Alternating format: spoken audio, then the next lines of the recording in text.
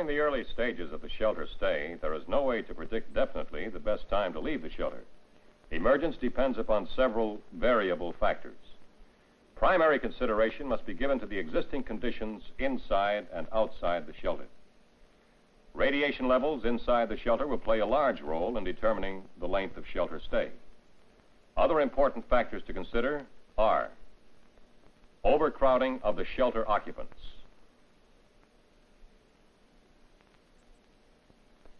availability of adequate food and water for the shelter occupants,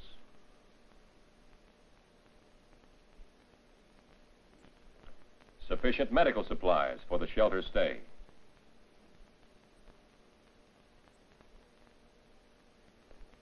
presence of illness and disease,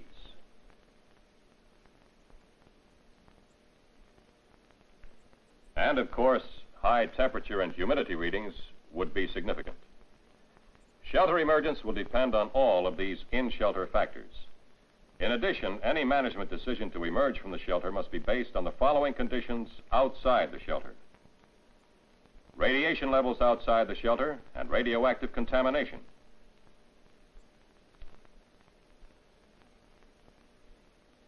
availability of safe food and water,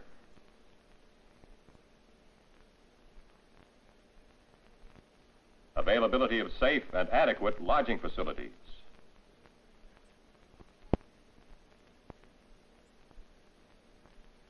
availability of general utilities. All of these outside conditions, coupled with those inside the shelter, will determine how soon the shelter occupants may leave the shelter.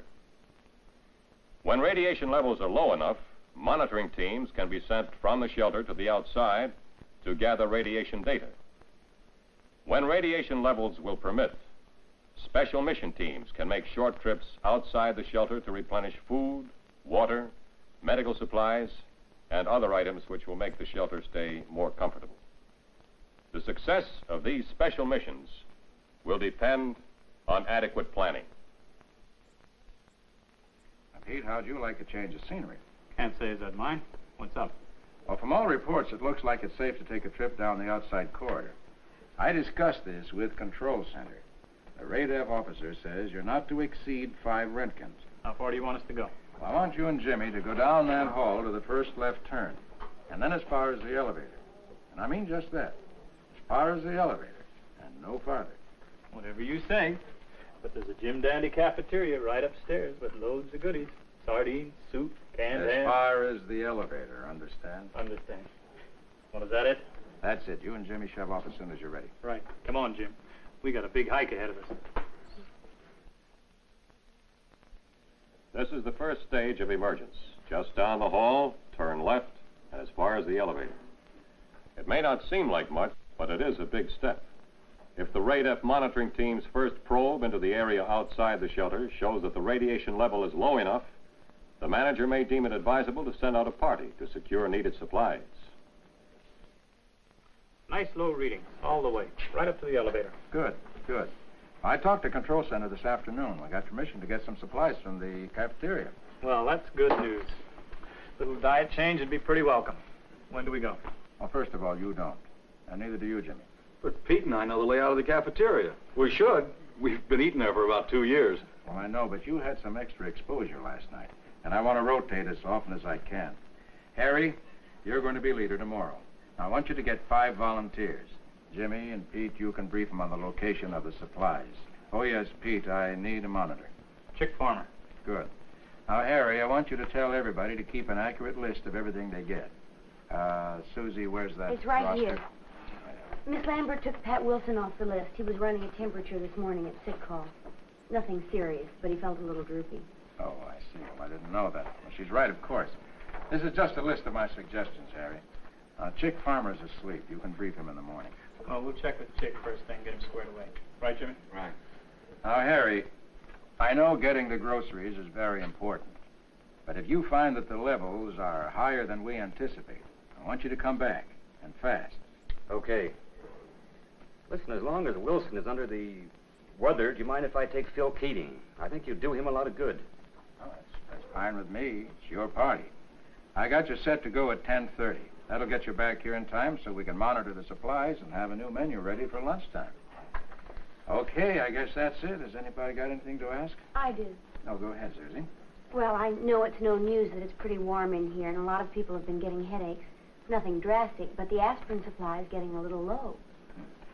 Well, I'm afraid there's nothing we can do about that right now, Susie. There is a drugstore here in the area, and that's going to be one of my first missions on the outside, but not quite yet.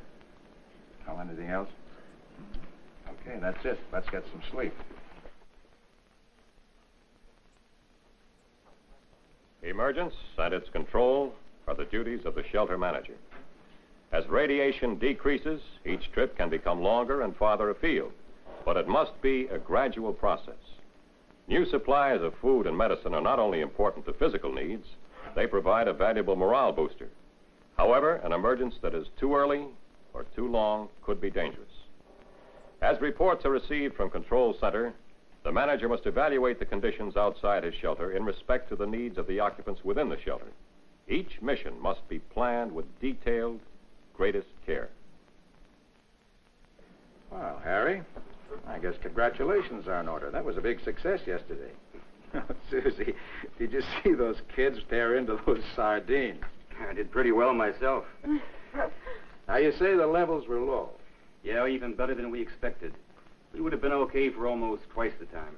Well, I'd rather err on the safe side. Well, now, tomorrow's going to be the big day. Susie, you're going to get those medical supplies that you were needing. I've gotten an okay to send a mission out to that drugstore on Pine Street. Now, Harry, you'll be the leader. Oh, Pete, I'll need another monitor. How about you, Jim? Fine. Good. Our control center says that your mission dose tomorrow is 10 Roentgens. I got you set to go at 9:30 tomorrow. Fine. Who else is going? Well, that's up to you. But any volunteers that you get, be sure that they're people who haven't been outside. I want to rotate as much as possible. Exposure? Well, that is important, but I want to give everybody a turn at getting outside. Well, be sure that you give Susie a list of those you pick. Will do. What about our route? Anything special? Oh, yes, one thing. Now, here we are, and up here's the drugstore. Now, the obvious way to go would be 3rd Street, then up here through Pine to the drugstore. But the control center advises me that this area in here is hotter than the rest of the vicinity. So what we do is cut from here over to Princess Avenue, up Princess, cross Blake, then down Pine Street to the side entrance of the drugstore. It'll take a few minutes longer, but I want to play it safe. Right. What supplies do we get? Jim, let's make sure their clothes are okay. Tied cuffs, something to cover their heads, gloves. Right. You can check with Mrs. Lambert tomorrow about the medical supplies she'll be needing. Oh, and get some soap. And bring back a load of those paperback books. You'll find them right inside as you go in. Oh, yes, Harry. If you see any toys or anything that the kids might like, I'll bring them along, will you? Now, next week, I'm going to talk to Control Center about sending you over to that hardware store on Jefferson. As radiation levels drop to a safe limit, the manager will rotate groups from the main shelter to other areas in the building with less protection. For example, people in a shelter with a protection factor of 150 can be rotated into outer rooms having protection factors of, say, 30, 40, 20. Later on, occupants will be permitted to leave the building on a rotational basis. As dependency on the shelter lessens, the need to reestablish the community increases. Homes and places of business may need repair. General utilities may not be operating. As soon as it is advisable, shelter occupants can return to their homes for increasing periods of time and begin the work that will eventually return their community to a normal condition.